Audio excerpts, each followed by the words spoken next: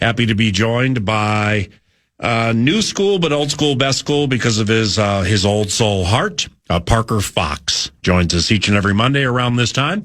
And A, love you.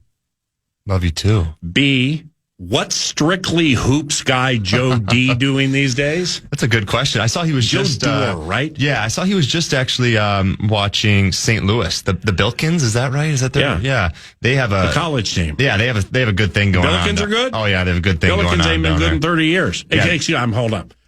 The Billikens have tried incredibly hard for about 3 decades. They just haven't been able to get over the hump. Yeah, they got it going on this year. They have a really solid team. Robbie Advia, he's they call him Cream Abdul-Jabbar, which is just an excellent nickname. He's got the retro specs. He's got the tattoos. Really? I think he's got a little Mexican in him, and he's just like he plays so hard. He just sees the game. He's got some Jokic in him. He's sees the game passing wise. He can shoot the three. He can get inside. Yeah, he's a real talent. I played him at Indiana State 2 years ago in the second round. He was a Sycamore? He was a Sycamore. Yeah, he was a Sycamore. Most famous Sycamore of all time?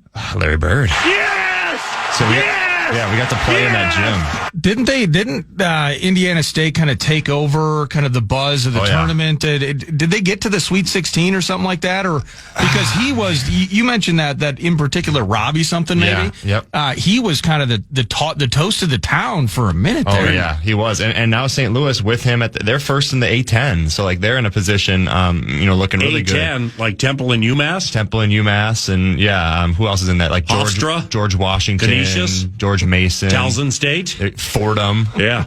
Let's go. We can go for bar with the A10, man. No, we played them. Yeah, at their place in Terre Haute, Indiana, Indiana State. You got the big Larry Bird shrine, just like some little run-of-the-mill Indiana town. I'm sure Chris Hockey knows all about it.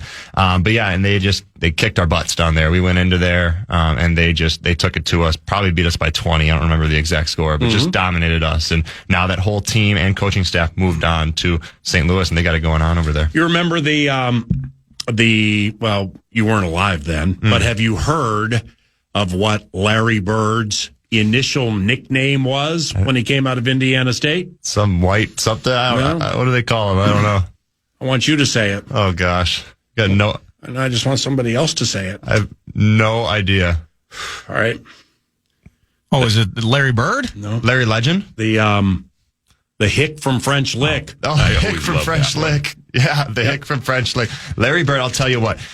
I've heard some stories of Larry Bird and the left hand, the game where he's told him, I'm only going to shoot with my left hand and dominate. Just the stories of him. Well, the All-Star Game story is this. You need to research this because I don't know about it. Well, he was it might have been the inaugural or his first 3-point shooting contest at the All-Star Game. Yep. Nobody could find him. Where's Larry? And X amount of minutes before the contest, he rolls into the locker room, looks at all the Reggie Millers of the world, and says, y'all are running for second.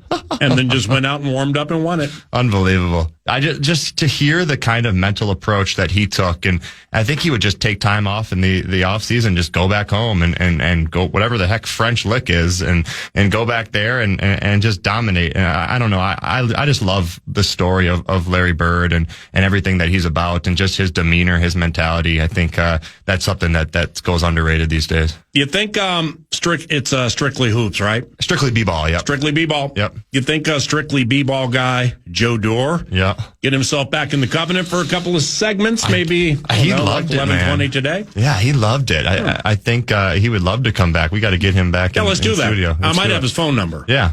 Yeah. So I'll get in touch with him when you leave from Milan, if you don't mind me. Of course. Kind of like texting your friends and of course get them in here. My friends are your friends, brother. My friends are your friends. I don't know, like 7 consecutive segments on Thursday. There you go. Wouldn't be a bad idea.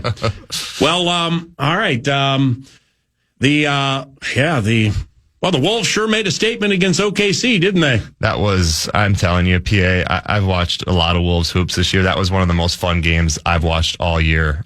Just the mentality that they came into with that game.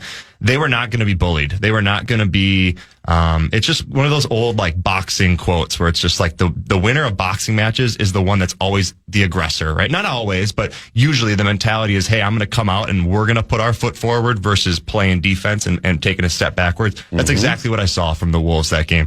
Dante DiVincenzo, I thought, was just an underrated part of that game. Just his ability to defend.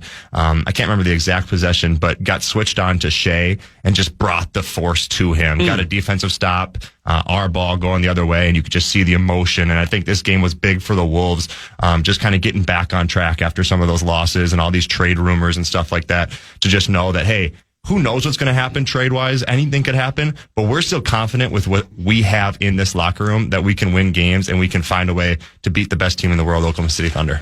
Now, I'm watching Shea Gilgeous-Alexander more this year than really I ever have in my life. And we'll just leave it at that.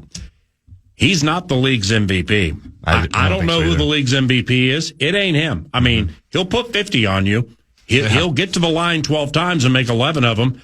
But like the facility, maybe this plays into Jalen Williams, the perimeter guy's not having a great year. Yeah. And off that injury. I don't think he played against us either that night. So he was out. He was out, then he was in. Now he's out again. Holmgren mostly is off the charts good right now. All-star this year. Well, yeah, he had 6 blocks the other. I mean, he's a menacing presence is what he is. But with Shea Gilgeous-Alexander, like his assists are way down, his rebounds ain't great. He's never been a big time 3-point shooter. Steals wise, he's pretty good, but I don't know who the MVP would be. I don't think it's him. I like Cade Cunningham. He's been the guy that, and I think it might be a little bit of a long shot, but he's been the guy that I've seen this year. I'm pretty sure he's an all-star starter this year, in the Eastern Conference. His ability, and Jalen Duren is his big man. He is a reserve in the Eastern Conference this year. So they got Cade is? Cade's a starter, and Jalen Duren is a reserve, in the Eastern All-Stars, which is just awesome for a team where, Detroit basketball, they've been struggling, right? Like they've been having a tough time. And my former teammate Eric Curry is a player development coach over there. And he tells me just the mentality that Cade comes in with every single day. He's a leader. He's not just this big vocal, like I'm going to yell at you guy, but just leads with his actions, does everything the right way, and they really have it rolling over there. JB Bickerstaff, former Gopher as well, they have it rolling there in Detroit. Well, I mean, how do you not to go from, and I know they made the playoffs last year, and that's kind of just back end, they got handled by the Knicks. But other than that, that's their third playoff appearance. Yeah, in 17 or 18 seasons. And now they are the top seed, and they're not top seed in a grind here. They're in the top seed by like 6 games. Cade Cunningham is because I honestly, whether it's SGA, Jokic for me, just kind of roll the ball out and he should be talked about. Wemby, of course, even though, with this calf thing and just kind of managing that, he's a freaking unicorn. But Cade Cunningham's a great name because of the turnaround of that team in concert with some other stuff, but him leading that charge, that's a great one. Well, it's him playing. Exactly. I mean, he would miss large patches with injury. Oh, totally. And he's healthy, and he's the ball is always in his hands. And they have a 6-game lead now in the East. So this isn't a team that's just like, over who? The Knicks, Orlando, something like that? I think Knicks are next, and then Celtics are right there. But they're just dominating. And if you truly love just the game, and you love a true point guard, Cade's got 25 a game. He's giving you 25 a game. He's shooting it well from 3. His assist numbers are up. 9.8 assists per game. Wow. He's almost his rebounds have to be by 7. 6, yeah. So he's right there, and he's doing it at a really high level. And I think if you're a true basketball guy and you just like to watch the game, this Pistons team, they're really fun. Well, since you went down that road, Tobias Harris. Oh yeah. I mean, seriously. Resurgence, man. You can't have a Detroit Pistons related conversation without including kind of the common thread of calm. Yep.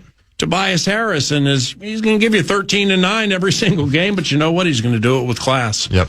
And he's 4th on their team in minutes. If you would have said that to somebody at the beginning of the season, they wouldn't believed you. Well, I would have thought he'd be 3rd. Old guys get tired, right? Isn't that what you say? Old guys get tired. Maybe. Is half the league hurt, by the way? Yeah, because the league's beat up. Whether you're talking about Tobias Harris, And I'm scouring the waiver wire going, how did I miss out on Kelly Oubre? You got Paul George getting suspended for 25 games. Yep. I'm trying to figure out who David Barlow is. Brooks. Might be Dominic. Dylan Brooks down in Phoenix because Jalen Green keeps hurting himself every single time he takes the court. Well, look at the opportunity afforded Look at the opportunity afforded a fine young man, too. Anthony Black. There you go. For the Orlando Magic. Oh, my gosh. Minnehaha Academy's Jalen Suggs makes a mistake of going down. Yep. And Black goes Wilson, Ivan. Well, Black rolls in and represents incredibly well. Yeah. Basically takes the job from him. Oh, yeah. Suggs comes back, and they're like, nah, we got to find a way to have 2 point guards out of here with Black and Suggs. We got to play an undersized Desmond Bain at the small forward spot. Who's been great as well. Yeah. Really good. Same thing a year ago with speaking of the Sixers. How about that Grimes cat that gets traded from Dallas? Yep. He's going for 30 a night because everyone's hurt, and now he's 5 points off the bench with a couple of dimes, man. The entire freaking league is hurt right now. Poor man's Dennis Schroeder. Quentin Grimes, there's no doubt about it. Well, Schroeder without the peroxide up front. But the thing is, are they hurt, or is it an overly cautious, overly conservative approach to keep things as fresh as you possibly can into the second half of the season? And here's the example. The Utah Jazz, they have this guy nobody, including myself, had heard of until a year and change ago, Keyshawn George. Okay? Well, I mean, my man goes for 25 a game and about 7 assists. I mean, he's the bomb. He's a bucket. He is a major underrated offensive contributor in the National Basketball Association. He's a bucket, but is he a wagon? But here's the deal. He wasn't a wagon or a bucket the other night. Why? Because he had played X amount consecutive games. Oh, yeah. They gave him the night off. Just gave him the night off. Yeah. Came back the next game.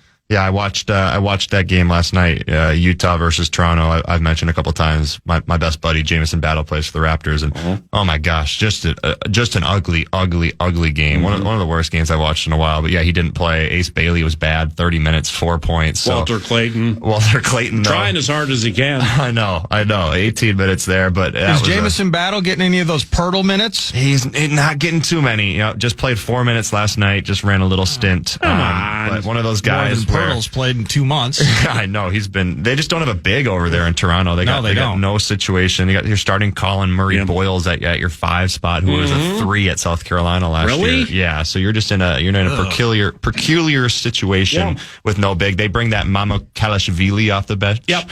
Sandro, had 20 minutes last night. He was excellent. Yeah, he was excellent last night. Well, there's a question I've been meaning to ask you for quite some time, and it involves the NBA. Here's the statement, and I want you to comment on the statement. It's not really a question; it's a statement, because I know you've been wondering. Yep. What I really like about the Houston Rockets is their losses never compound. They only have 1 3-game losing streak all year. So these guys lose, dust themselves off, they're back. They're back. I mean, right in the face of negativity, they're back. They don't let negativity compound. Mature team, right? That's when you have a leader like KD at the helm for your team. It's a mature player. That's a guy that's seen everything that comes with the league, and he's playing at a high level right now. And then you add in a guy in Alfred Sengun, who I believe is as good, if not top 3-4 centers in the NBA. I think he's right there. At least. I think his skill set is as elite as they come. And then you just surround that with talent. Terry Eason, Reed Shepard, Jabari Smith, Amen Thompson. I truly believe if Fred VanVleet was healthy, this would be an NBA championship caliber team this year. Wow. You think there's something that just the dynamic is different because you mentioned mature team with KD at the top. But for the most part, you just ran through a bunch of names of some young cats that probably grew up dreaming of playing with Kevin Durant. Totally. You think that creates maybe a cool dynamic with Yaman Thompsons of the world? Oh, yeah. Still a little wet behind the ears, like, yes, Mr. Durant, I'll do whatever we need to do to win. Oh, yeah. Totally. Just kind of some good vibes there. Yeah, totally. I think if you're a young guy coming in this league, like look at Jabari Smith. He's a similar game to Kevin Durant. If you're not every single day just being a sponge to what Kevin Durant has to say. And even Reed Shepherd, a shooting guard type of guy. Tari Eason can defend, can shoot the three ball. Like, if you're not looking to KD as like, hey, whatever you say goes, you're the captain of this team, I'm going to soak up all the information I can get from you. If that's not the approach, then you're approaching it the wrong way. And I think you look at this Houston team, and I think you're right, PA. They nothing compounds with them. I think they're a team where it's going to be tough in a 7-game series to out those guys. Check your watch and tell me what time it is. KFAN Sports Talk time, 11:21. Now peek your head out and tell me what the climate is. It ain't bad. It ain't that bad right now. In fact, it's quite good here in the studio at KFAN. Multiple reasons, but mostly at this moment, having Parker Fox and Nordo by my side. Is Giannis going to get traded, and what are the rumors? I mean, he's supposed to, right? Like, we really don't know, and I think it's one of those unique situations where it could be anywhere. I'll speak from the Timberwolves standpoint. I think everybody wants him here. I see a lot of people that are like, yeah, bring Giannis here. Yeah, I think of course. I hate it, PA. I don't want him here. I'd rather stick with what we got, and I'd rather find maybe some sort of point guard situation. But I truly believe that if you go define a lot of people, because there's a lot to be learned about a statement like that. There is true, and I think this is just the rumblings that I've seen on social media about, hey, we need Giannis. After the Kwesi stuff, there's like, okay, now we go after Giannis, right? Like, that's the next step here as a Minnesota sports franchise.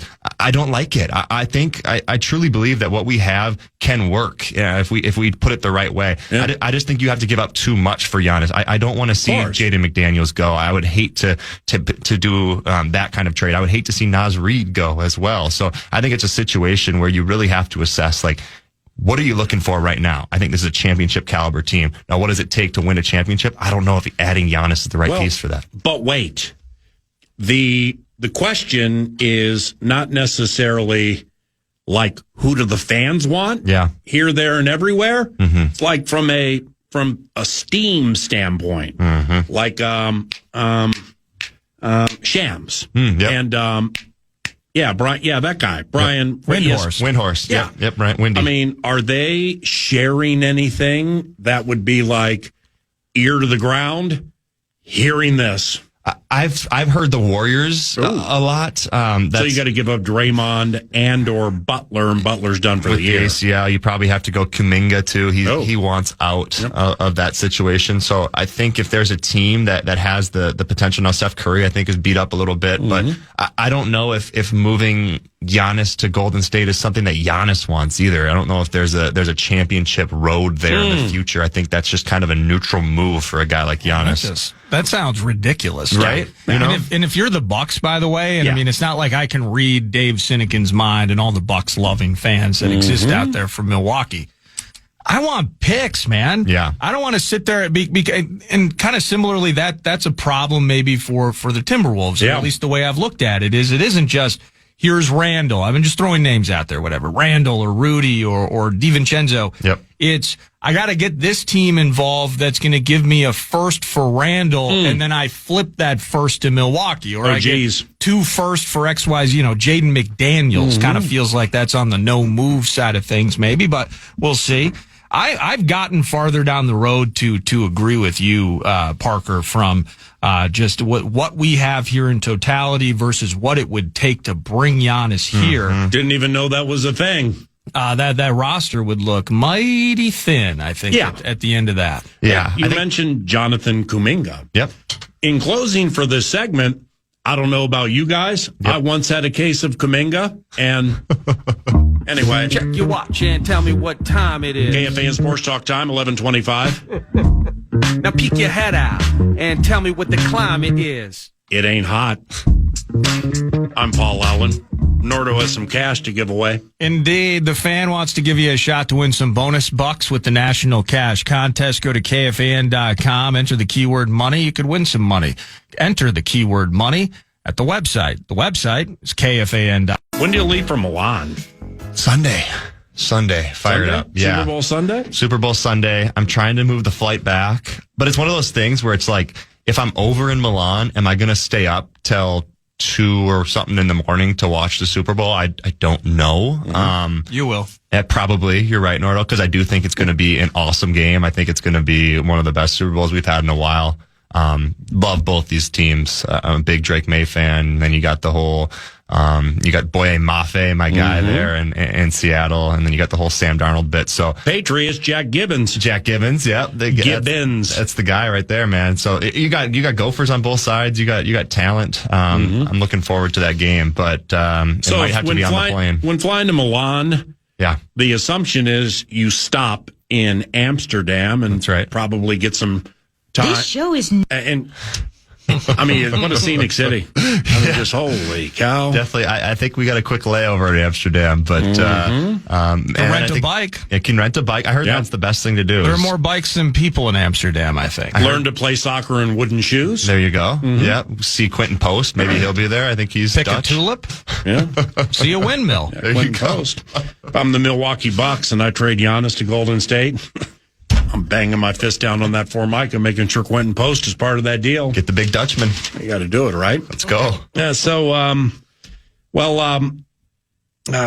Hoiberg's team finally took a loss. Yeah, I know. I had the audacity to take an L, Freddie Hoiberg. I know, and that was a game. That was a really good game. And then they double back and play an Illinois team. I think that was yesterday or 2 days ago in an awesome game at Nebraska. This Illinois team, I think, is they're good enough to win it all. They got a freshman, and this kid, Keaton Wagler.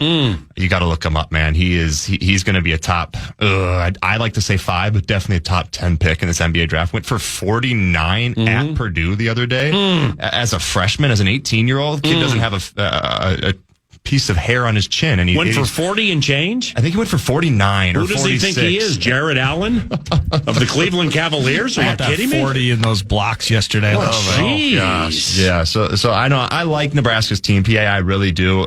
Their big man Rink Mass. He's been out with a little bit of a flu bug. You were so right about that guy. I was so right about him. Holy cow! Yeah, so right about him. I think he's so talented, but he hits that flu bug, and you got to go to Michigan, and they put up a really good game. Then you got Illinois at the crib, so it's tough when your best player's out of games, but. It just shows you the fight in this, Nebraska team. I don't know if they're a Sweet 16 level team. They have the talent to be. I think they have the coaching to be as well. But elite guards, that's my answer in March. And I know we'll talk about it as March rolls on here, and we'll get into some more college hoops. But I like elite guards, and that's why I go to Arizona. With Nebraska, with Freddie's team, the Lawrence. Yeah, Jamarcus Lawrence. Thank you. Yeah.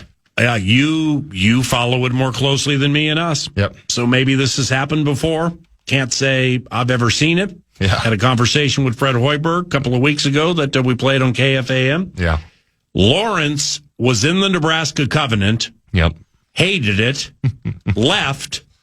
Had a good year. Yeah. And came back. Yeah. How often do you see people transfer back? Very, very rarely. Such a unique story. Yeah, went to Rhode Island, kind of found his groove over there at Rhode Island, and then came back, and he's been excellent, shooting the ball at a really high level. They got 3 guys kind of at the wing and guard position, and Price Sanford, Braden Frager, and Jamarcus Lawrence, and those guys can all hoop. So I think if you talk about a team where you got deep backcourt, I think that's a team that can win a lot of games. And I really like the way Nebraska plays. They play hard. Their defense is so hard to play against. Anytime you get a post catch, they just send a double team there on the baseline, and it just mixes up a lot of things you want to do offensively. So we'll see what it looks like down the stretch. They kind of got a light schedule with Rutgers, Northwestern, Penn State. So they should win a lot of games here as they go down the stretch. Nordo? Yeah. Do you happen to have a good 7 minutes of conversation in you? I absolutely do. Thank you. Let me go back for just a second, though. This kid quits Hoiberg. Yeah. Moves on. Unquits Hoiberg. Yeah. Wow. Okay. I mean, that's so. You're saying we shouldn't necessarily believe that we've seen the last of Coy Parrish in Minnesota. Yeah, that's right. Yeah, right? Expect him to be back. Level of optimism. I'm here. That was my laugh in the background. Yeah, that's too good. No, yeah, Jamarcus Lawrence started 23 games at Nebraska 2023-2024 season. Then he goes to Rhode Island and plays a bunch of minutes. But he averaged 9 points, and now he's back at Nebraska in the Big Ten, averaging 11 points, shooting it at 39% from 3. You have an all-time favorite Rhode Island basketball player? Because I do. Actually, my former teammate Tyler Cochran is there this year, so I'm going to go with my guy TC. I couldn't really name a whole lot more. I don't know what you got. One. What do you got? Nordo's about ready to have 15, so I'm turned to the right to the internet machine. Catino Mobley. I don't know that one. Cap Mobley, Catino Mobley, old school guard, Rhode Island. Wow. No, I had no idea he went there. I know the name. Lamar Odom went there. Did he really? Familiar with Odom? Yeah, of course. Yeah. To the Gophers momentarily, and then I did want to ask you, getting back to the kind of the howl here. Hopefully, they just absolutely smash Memphis tonight. We're opening the show tomorrow with Chris Finch, by the way. We are? The head coach is in the mix. 9:01 tomorrow. Finchy. To the Gophers team, though, is this going to be the game by game fight here? Yeah. Where they give it freaking everything, dude, and they're undermanned. We get that, but Medved, you can tell the equity in the coaching.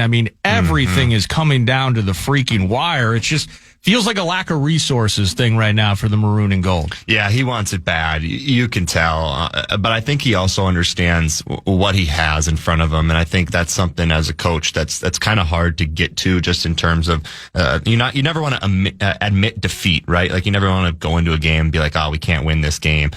You go into Purdue and you play really well, but, and then you go into Penn State last night, 2 nights ago, and you play really good. I thought they were going to pull the game off, and, kid makes a buzzer beater, and then it's like, you're holding your head down, but hey, look up a little bit. You got to go play Michigan State Tuesday or Wednesday, actually the 4th at 6 p.m. And now you got a top 10 team in the country coming into your house. So there's no time to kind of, drown in the misery, drown in the sorrow. You got to find ways to adjust. But I really like him, man. I really think he's the man for the job. But you're right, Nordo. When you got 7 guys and 2 of them are, kind of fringe. One's a freshman and one's a kid who redshirted last year and didn't play. And now he's coming back, and he brings a lot of energy and a lot of talent in Grayson Grove. But you really only got 5-6 guys, and you're talking about going into places on the Big Ten and trying to win games. It's very difficult. Where are you in terms of, so we discussed the Giannis thing, but doesn't it feel that's almost, in the end, it's fun fodder? Yep. And just even from a fantasy hoop standpoint, it's like, I wonder what Giannis would look like on this team. Yeah.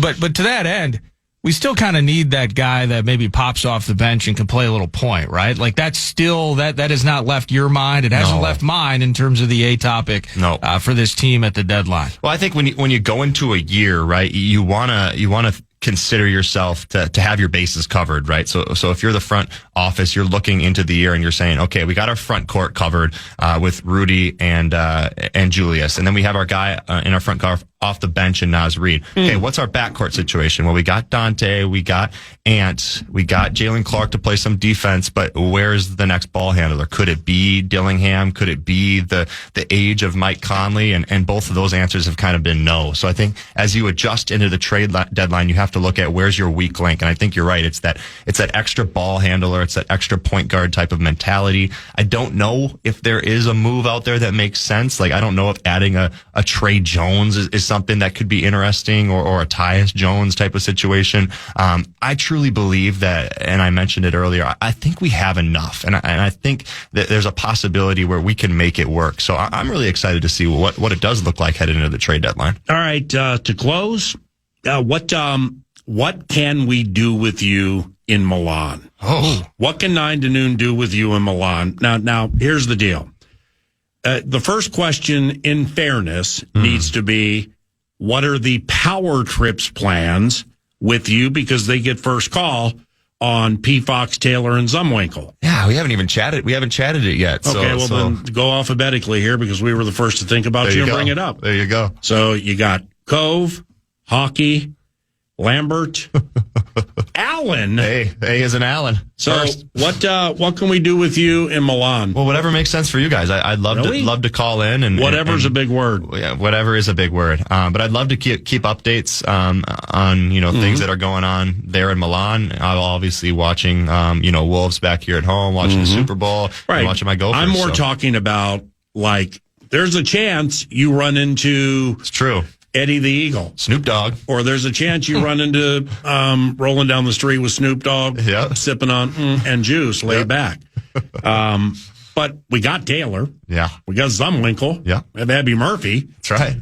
We have Fabes and Quincy and Bolds, and you might be around all of them. Billy G. So let's try to make a play or two while you're over there. Okay. There's going to be some good Minnesota connections. Yes, sir. Are you going to have the freedom? Like, hey, I want to go check out the luge. Like, I wonder what, do you know any of that yet in terms of, I hear this curling squad might be pretty good. Are you going to have some freedom to explore a little bit? I do have the freedom to explore. I just know that we will be in Milan and only speed skating, ice hockey, and figure skating is in Milan. Everything else is like 5 hours north in Cortina. Really? Yeah, so it's kind of separated. Eric Heiden. There's a chance to chat with Eric Heiden. There you go. Covenant catch-up. Could you do a Lutz or an Axel? Are you familiar with the specifics of the figure skating or round? a triple axel? I capture the dream is all I know from Blades of Glory. That's about as far as I get. Did anybody happen to speaking of hockey?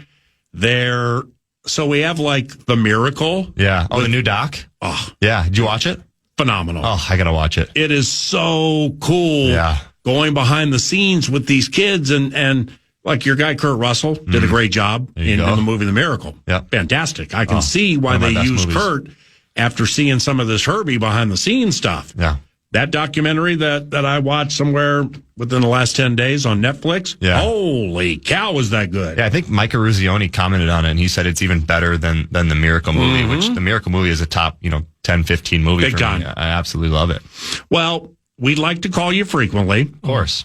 Maybe twice a show. Certainly. But you can work that out with Nordo, Abbott, and Lonnie, okay? Certainly. You bet. It's great seeing you, and I love you. Love you too, man. Thank you. That's Parker Fox. KFAN Sports Talk time is 11:41. And I can't wait until tomorrow. I got a few things I wrote down here I'd like to share with you before we leave. And one of them is when I was discussing Minnesota Vikings Executive Vice President of Operations, Rob Brzezinski, a name many have known as as we would say, money magician. The capologist. So people have heard that name. We've talked rather extensively about him today. And a word that I've used frequently was the way somebody described him to me this weekend. And the word connector was a key word. So I wrote all this stuff down right now, or actually over the weekend. And I just want Nordo to hear it. And if there's anything that hits you, anything that sticks with you, that we can segue into tomorrow, then we can do that. But here it is. I kind of shared the first part, but it's moving forward with Kwesi Adolfo-Mensah, very much somebody who belongs in the National Football League. It just may not be with a general managerial job. So moving forward, with the contract they gave Kevin after last year, he has to have a big say in all of it. And that's cool if so, because he cares, he's smart, and he's done terrific work, winning game seasons that there were challenges. And he probably had the most to do with Brian Flores returning. So, yeah, if KO has KO power with some or all decisions, that's all good with me. I don't know that to be the case. And I'm talking moving forward. But I don't know that to be the case, but I wanted to state mine. Now, the next GM, all right, this word connector. The master of the money, beloved Briz, is running it through the draft. And off that previous chat we just had about the head coach and decision-making power he may or may not have, the next general manager, in my estimation, has to be comfortable with that role if it exists. But here's my key to the equation. It's my key to the equation sponsored by Metropolitan Ford and EB, or is that Slumberland, Continental Diamond, TimberTech, Steve's Appliances, and so on. Early Bird Electric, Matt Healy, and so on. Key to the equation. Be cool if this person is one who develops a relationship of respect, or maybe said person can counsel Kevin when he's hurting or mad and do so privately and born with love. You know who your dogs are, all right? You know who your dogs are, then hire a dog, a man's best friend. That whole thing sounds like Rob Brzezinski to me. But Brzezinski gets a draft. I mean, I've been joking around like this, in passing on the radio show today. What if Brzezinski goes 8 for 8? I mean, FIJA, F-I-J-A, Fairness in Jesting Act. We know more than one leads to draft picks, but this is sweet. I mean, what if there are some wild cards up Robbie's sleeve? Remember, he found the poison pill and it shook the league forever. Somebody who's like, Kevin, my man, let's chat about whatever. And I have no idea if that was Kwesi or not. I'm saying, I think if the case is the head coach has even more pressure on him, the new GM needs to be of dog status, like O'Connell and McVay, and Reed and Spags, and Zimmer and Norv. One-liner alert with that last one. Wow. A connector. Somebody with the gift of leadership, honesty, sans agenda, connecting all the right way, even when picks are bad. Play calls are second guessed. Or when you nail all the draft selections and free agents and the obliterating of a team's middle zone concepts is of the greatest show on turf variety. That sounds like Brzezinski to me if he wants it. His sole focus would be on being the connector. And at this stage of his career, I highly doubt Rob has wanderlust, meaning he's looking to uproot and move and use this to pave his way to the next best thing on the docket. So that's just kind of, when I said that word connector, I just felt it better needed to be explained. And good morning. Yeah, good morning. I think that word matters in this particular sense, just given really since the news erupted on Friday, all the reporting that has come out, and it's what we know is fact versus what we've heard, and just kind of putting a bow on the regime, and you start to hear, were there more tensions in this spot, and just maybe dissension in terms of final decision making in XYZ spot. QB has come up a lot connector over the course of the weekend. The connector piece of that matters with Brzezinski. Connector, clearly, based on some of the reporting we've seen in recent days. I'm going to kind of water this down or dilute it a bit, because I feel, since Kwesi's been fired, and as we sit here today, we've been talking about a lot more, I think, than really what is the crux of the situation that led to Kwesi leaving. And that is actually just being better in the draft. And kind of the downstream impact of when you aren't able to nail. And Brzezinski goes 8 of 8. He goes 4 of 8. We got a few months and we'll find that out. So whether, whatever the future is for the permanent GM, but really truly to the basics of it, it doesn't even matter that he took 2 weeks off during camp in 2023 that people have just absolutely locked into mentally over the last 48 hours. It doesn't matter, because you would never have started talking about that if we were more successful in the drafts, which led us down a road where we were potentially not over-leveraged financially and having to go so deep into the free agent market the way that this team did, spending the most in the NFL a year ago. The crux for me, he's a connector. You trust this guy. You believe in Briz for good reason. Briz. Unbelievable dude that we have in Rob Brzezinski. There's no freaking doubt about that. But all of this is a push. That connector piece leads us to late April, where this team just needs to be better in the draft. And it sounds like Rob, in concert with KO, Mr. Flores, $6 million a year. Gregson for B-Flow, though. Munnins. So we Washington. And so that is really just for me kind of my focus. Let's bring it back. Let's stop talking about paternity leave for a second if we can, and just think, man, if this team's better in the draft, this team's going to be better in 2026. In closing, I wholeheartedly want to thank KFAN and iHeart all the way up the chain for the catch a breath free spin at the bingo wheel. I went to New Orleans for 2 full days and walked the streets in anonymity and went to lamenting and eating and walking. And this is what hit me super hard. That one-liner I unfurled 2 Fridays ago lacked awareness of how others were feeling and also was such a stupid curveball, it eliminated, if only for 3.5 seconds, the fact that this time slot and real estate has been, is, and will be a place for those who endure political snarkiness in their lives and are looking to find a getaway spot. Because 9 to noon never ventures down that road. I did for some reason, and I'm remorseful I did. Thanks for listening. Have a nice day. Not getting hassled, not getting hustled, keeping your head above water. 9 to noon. When you can. Temporary layoff. The game is over. Easy. Just listen. Good times. You like that? And surviving. Good times. Hanging in. Double doink. Good times. Ain't we lucky we got 'em. If it's good news or money, leave a message. Good times.